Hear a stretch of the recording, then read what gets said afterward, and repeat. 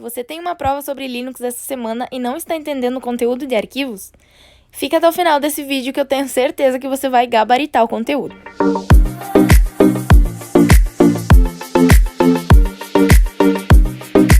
Oi, eu sou Suzana Vanessa de Liberal, acadêmica em Ciência da Computação, e hoje eu vou te explicar um pouquinho sobre os arquivos no Linux. Primeiramente, a gente precisa ter o conhecimento de que os arquivos são onde armazenamos dados, sejam fotos, vídeos, imagens, textos, enfim, o que for. Então, vamos começar falando sobre a extensão de arquivos.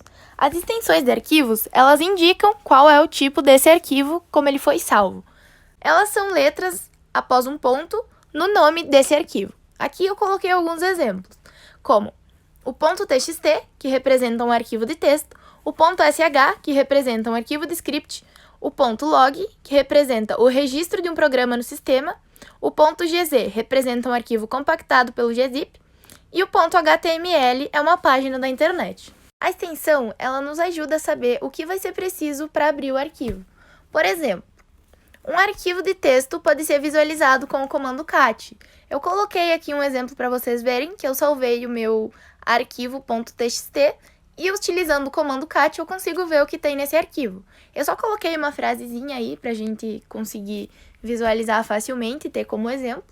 Então, a gente consegue visualizar o que está nesse arquivo. Fiz outro teste salvando o arquivo aqui com o HTML e como podemos perceber aqui, não é possível ler o que está nesse arquivo, porque para abrir ele eu preciso de uma guia na web, o Firefox ou enfim, outra.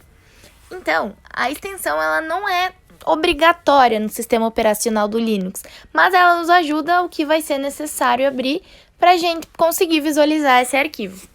Bom, a gente pode salvar arquivos de forma oculta também no Linux, utilizando um ponto na frente do nome quando for salvar o arquivo. Esse arquivo, então, ele não vai aparecer em listagens normais, e para a gente conseguir vê-los, vamos ter que usar o comando ls-a. Aqui eu coloquei um exemplo para vocês verem, que eu simplesmente listei o que tinha na minha pasta testando e só apareceu um arquivo, o arquivo texto. Depois eu usei o comando ls-a e eu consigo ver o arquivo oculto que eu tinha salvo com o pontinho na frente. Bom, vamos falar agora então do tamanho dos arquivos. A unidade de medida padrão nos computadores é o bit.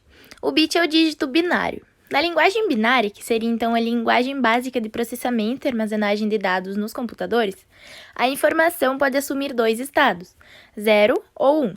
Então o bit ele vai ter o valor ou de 0 ou de 1. Um conjunto de 8 bits é chamado de byte. Cada arquivo ou diretório possui um tamanho, e o byte é quem indica o tamanho ocupado por ele no disco. O byte ele representa um caractere. Um caractere, então, é representado no computador por uma sequência de 8 bits. Então, por exemplo, uma letra A, que a gente digita, uma letra A, ela é entendida pelo computador como uma sequência de 8 zeros e 1s intercalados. Além do byte, existem outras medidas, o kilobyte, o megabyte, o gigabyte, o terabyte e outras. Essas são as mais utilizadas e mais conhecidas. Aqui eu fiz então uma tabelinha para representar mais ou menos como funcionam as conversões das unidades de medida. O kilobyte, ele é como se fosse quilograma, ele vai assumir um valor de 1000. Só que a gente vai trabalhar aqui com a base 2, porque como são os valores de 0 e 1, são dois valores, a gente vai utilizar a base 2. Então, para a gente chegar num valor mais ou menos próximo a 1000, a gente vai levar a base 2 a 10. E a gente vai ter, então, para os kilobytes, a medida de 1024 bytes. E assim vai ser com as outras medidas também. No megabyte, por exemplo, ao invés de 1000, a gente vai encontrar o valor que se assemelhe, que se aproxime, então, de 1.000.000. Então, a gente vai levar a base 2 a 20, que vai resultar em 1.048.576 bytes. Então, é mais ou menos assim que funciona a conversão das unidades de medida. Para finalizar, então, a nossa aula sobre os arquivos do Linux, eu vou falar sobre os arquivos de texto e os arquivos binários. O arquivo de texto, ele tem um conteúdo que é compreendido pelas pessoas. Já o arquivo binário, ele tem um conteúdo entendido apenas pelos computadores, pois contém caracteres que são incompreensíveis para nós, pois não são codificados. Então foi essa a nossa aula sobre os arquivos do Linux.